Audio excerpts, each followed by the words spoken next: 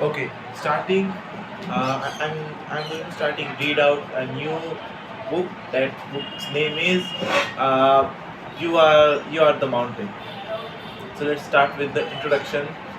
Much like nature, life is very often working in our favor. Even when it seems like we are only being faced with adversity, discomfort, and change.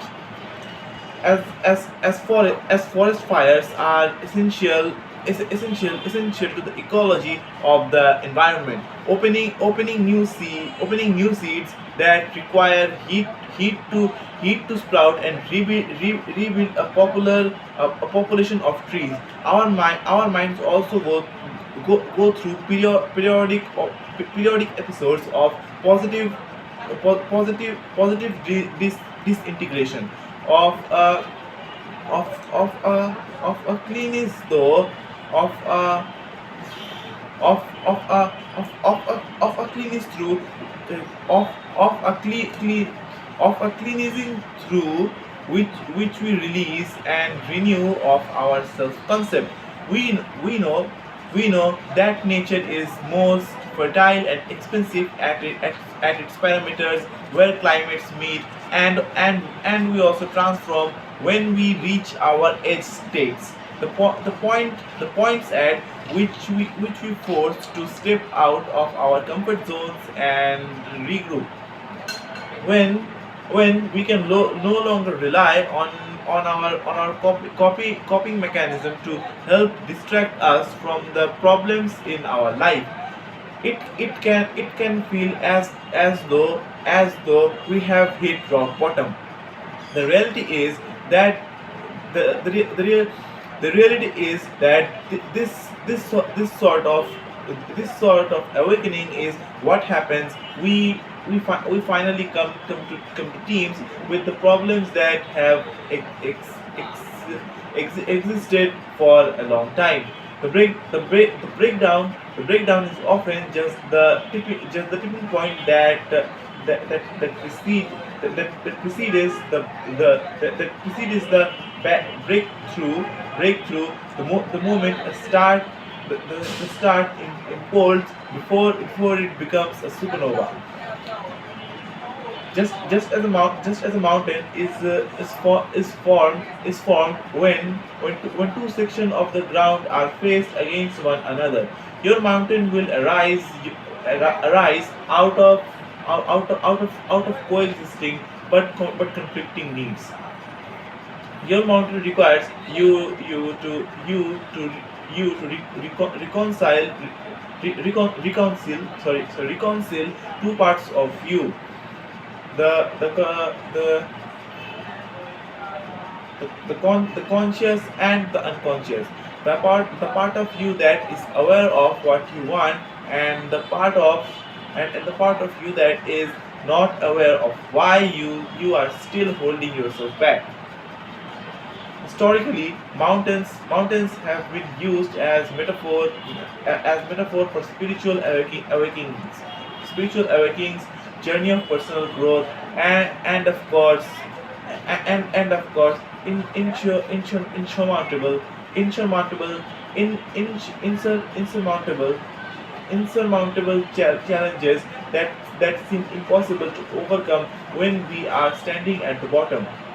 Like so much of nature, mountains provide us with an inherent wisdom about what it will take to raise up to our highest potential. The objective of being human is to grow. We see this reflected back to us in every part of life. Species species reproduce. DNA evolves to eliminate certain strands and develop new ones. And the edges of the universe are expanding forever outward. Likewise, our ability to feel the depth and beauty of life is capable of expanding forever inward if we are willing to take our problems and see them as catalysts. Forests need fire to do this. Volcanoes need volcanoes need implosions, stars need collapse, and human beings often need to be faced with no other option but to change before they really do. To have a mountain in front of you does not mean you are fundamentally broken in some way. Everything in nature is imperfect, and it is because of that imperfection that growth is possible. If everything existed in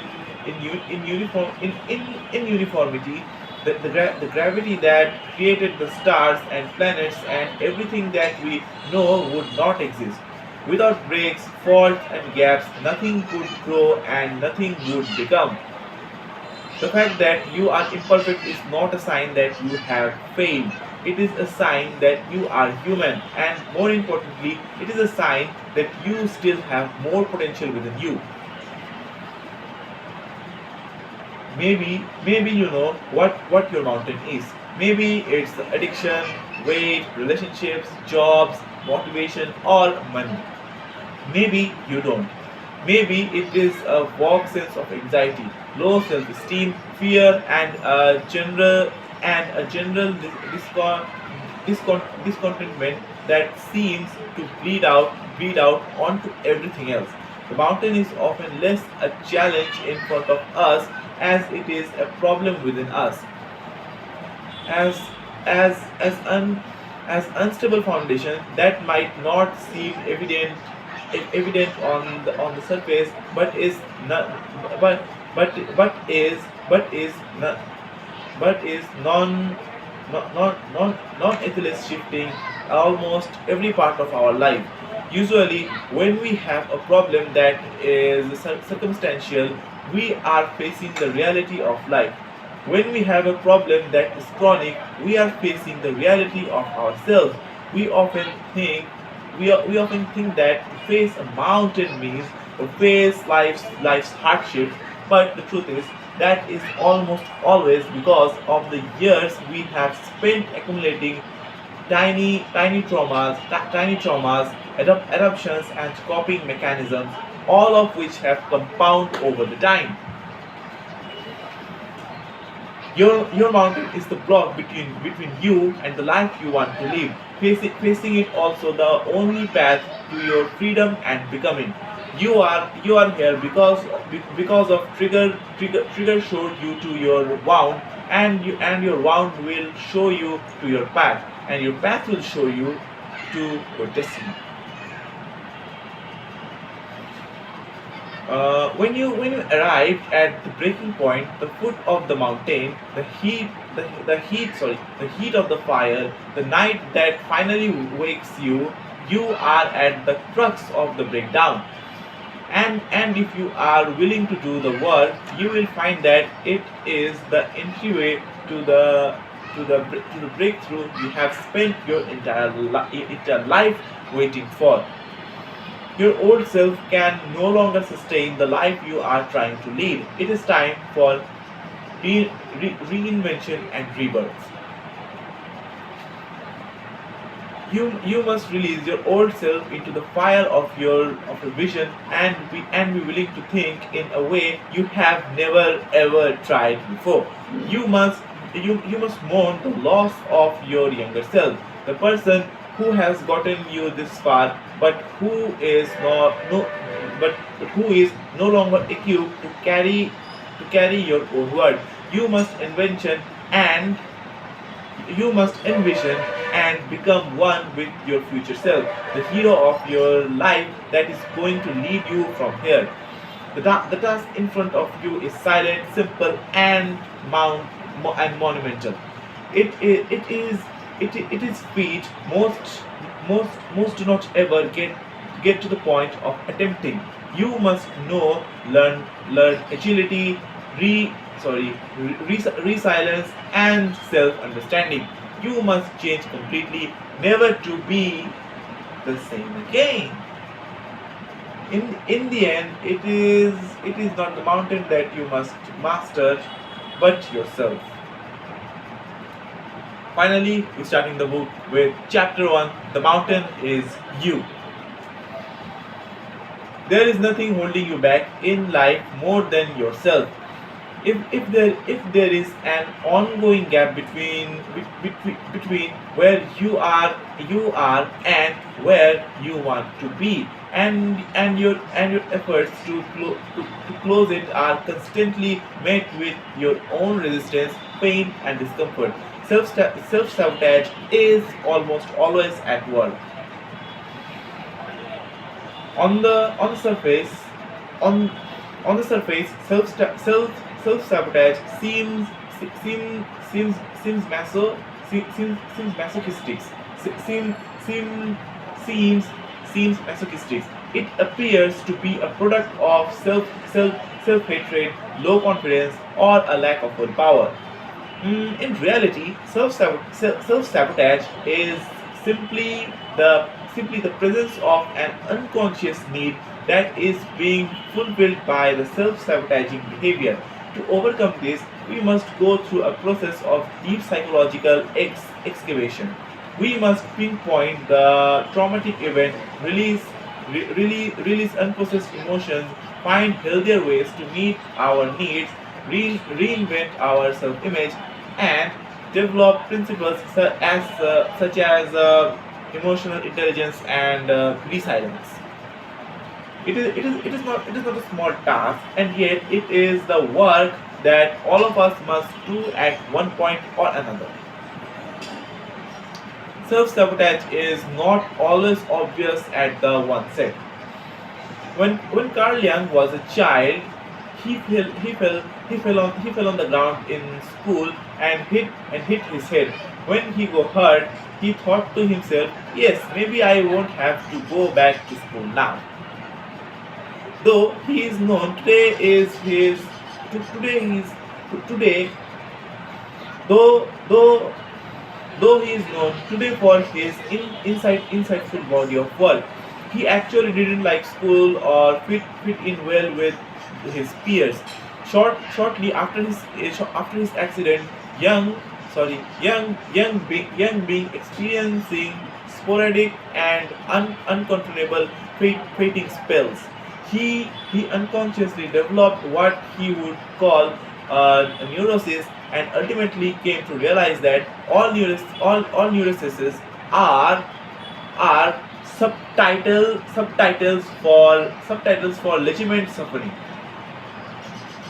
In Young's case, he made an unconscious association between fainting and getting out of school. He came to believe that the fainting spells were manifestation of his unconscious desire to get out of class, where he felt uncomfortable and unhappy. Likewise, for many people, their fears and attachments are very often just symptoms of deeper issues for which they do not have any better way to cope. Self sabotage is a coping mechanism. Self sabotage is what happens when we refuse to consciously meet our innermost needs, often because we do not believe we are capable of handling them. Sometimes we sep- sometimes we self sabotage our relationships because what we really want to find ourselves, though we are afraid to be alone. Sometimes we sabotage our professional success because what we really want is to create art, even if it will make us seem less ambitious by society's measures. Sometimes we sabotage our healing journey by psychoanalyzing our feelings, because doing so ensures we avoid actually experiencing them. Sometimes we sabotage our self-talk because if we believe in ourselves, we would we would feel free to get back out in the world and take risks, and that would leave us vulnerable. In the end, self-sabotage is very often just a just a maladaptive coping mechanism, a way a way we give ourselves what we need without having to actually address what that need is. But like any coping mechanism, it is just that, a way to cope. It is not an answer. It is not a solution, and it does not ever truly solve the problem. We are merely numbering our desires and giving ourselves a little taste of temporary relief. Self-sabotage comes from irrational fear. Self-sabotage comes from irrational fear. Sometimes our most sabotaging behaviors are really the result of long held and unexamined fears we have about the world and ourselves. Perhaps it is the idea that you are unintelligent, unattractive, or disliked. Perhaps it is the idea of losing a job, taking an elevator, or communicating to a relationship.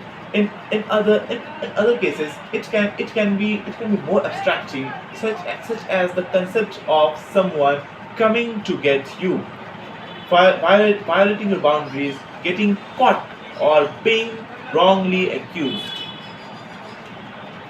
These beliefs become attachments over the time. For most people, the abstract fear is really a representation of a legitimate fear, because it would be too scary to actually dwell on the real fear. We project those feelings onto issues or circumstances that are less likely to occur. If the situation has an extremely low likelihood of becoming reality, it therefore becomes a safe thing to worry about, because subconsciously we already know it isn't going to happen. Therefore, we have an avenue to express our feelings without actually endangering ourselves. For an example, if you are someone who is deeply afraid of being a passenger in a car, maybe you really fear your real fear is the loss of control, or the idea that someone or something else is controlling your life. Perhaps the fear is of moving forward, and the moving car is simply representation of that.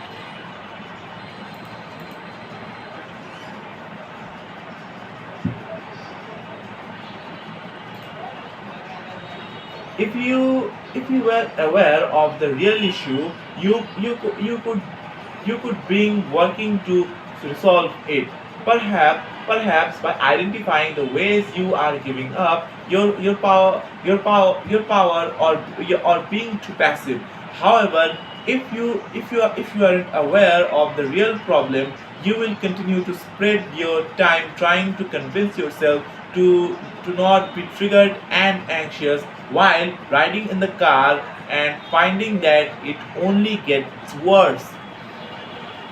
If you try to fix the problem on the surface, you will always come up against a wall. This is because you are trying to rip off a band-aid before you have a strategy to heal the wound.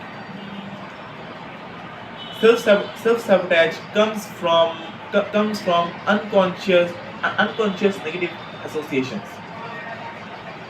Self sabotage is also one of the first signs that your inner narrative is outdated, limiting, or simply incorrect. Your life is defined not only by what you think about it, but also what you think of yourself. Your self concept is an idea that you have spent your whole life building. It was created by piecing together inputs and influences from those around you. What what your parents believed, what your peers thought, what becomes self-evident thought, personal experience, and so on. your self-image is difficult to adjust because your brain's confirmation bias wants to affirm your pre-existing beliefs about yourself. When when we self-sabotage, it is often because we have a negative association between achieving the goal we aspire to and being the kind of person who has or does that thing. If your issue is that you want to be financially stable, and yet you ruining keep ruining every effort you make to get there, you have to go back to your first concept of money. How did your parents manage their finances? More importantly, what did they tell you about people who had it and people who didn't? Many people who struggle financially will justify their places in life by this avoiding money as a whole.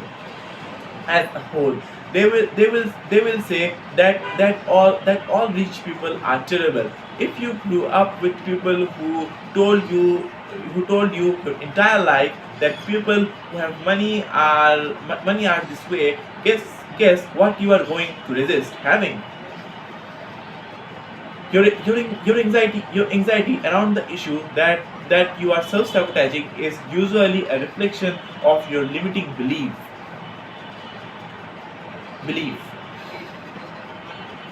Maybe maybe you assess maybe you associate being healthy with being vulnerable because you had a parent who was perfectly healthy when they suddenly fell ill. Maybe you aren't writing your magnum opus because you don't really want to write. You just want to be seen as successful because that will get you praise, which is typically what people revert to when they want acceptance but haven't gotten it. Maybe maybe you keep eating the wrong foods because they soothe you, but you haven't stopped to ask what they have to keep soothing from you. Maybe you aren't really you maybe you aren't really a pessimist. Pessimist.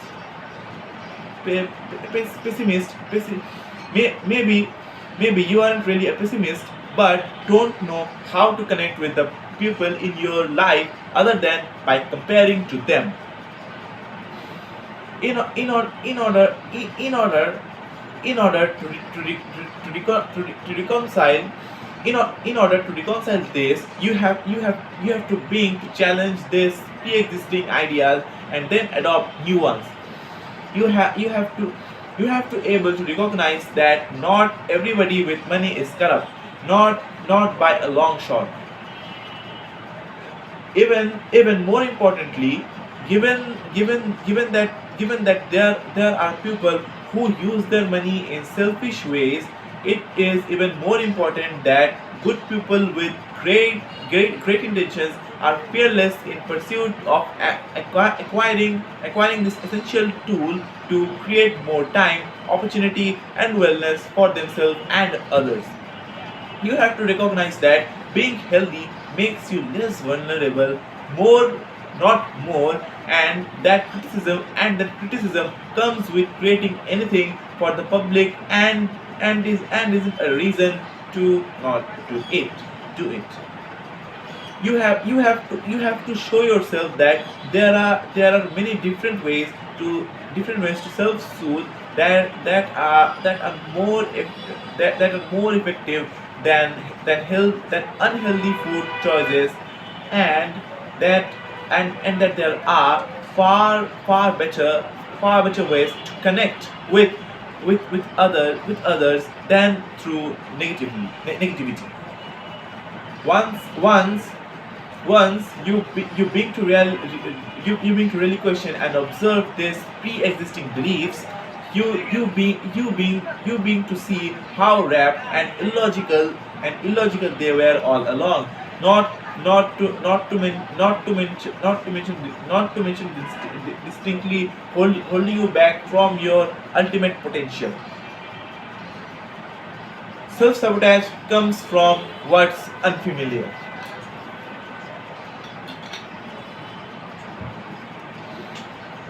Human beings experience a natural resistance to the unknown because it is essentially the ultimate loss of control. This is true even if what's unknown is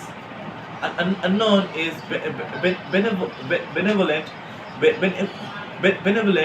benevolent, benevolent, or even beneficial to us. Self Self-sabotage is very often the simple product of unfamiliarity, and it is because anything that is foreign, no matter how good, will also be uncomfortable until it is so familiar. This often leads people to confuse the discomfort or the unknown with being wrong or bad or ominous. However, it is simply a matter of psychological adjustment. Gay, Hen- Gay Hendricks Gay Hendricks calls this your this Gay Hendricks calls this is your upper limit, or your tolerance for happiness. Everyone has a capacity for which they allow themselves to feel good. This is similar to what other psychologists refer to as a person's baseline, or their said or their said predisposition that they eventually revert back to, even if certain events or circumstances shift temporarily. Small shifts compounded over time can result in permanent baseline adjustments. However, they often don't stick because we come up on our upper limits. The reason we don't allow those shifts to become baseline to become baseline is because as soon as our circumstances extend beyond the amount of happens where we're accustomed to we find ways, both conscious and unconscious, to bring ourselves back to a feeling we are comfortable with. We are programmed to seek what we have known, even though we think